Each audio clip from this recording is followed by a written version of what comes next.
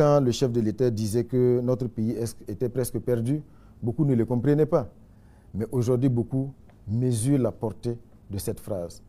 N'oubliez pas que quand le capitaine Ibrahim Traoré est arrivé au pouvoir, la nationale numéro 1 était coupée, pratiquement.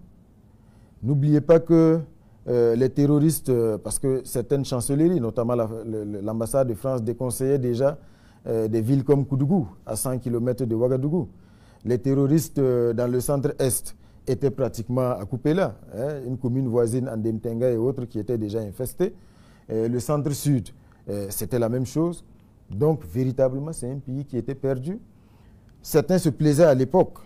Des gens qui sont aujourd'hui, donc, dont les masques sont tombés, on voit véritablement que ce sont les premiers partenaires, soutiens des terroristes, qui ont occupé des hautes fonctions dans des institutions de ce pays, avaient prédit que les terroristes allaient prendre leur café, je ne sais plus moi, à Kongoussi, et puis déjeuner à Ouagadougou. Ils n'avaient pas tout à fait tort quand ils le disaient.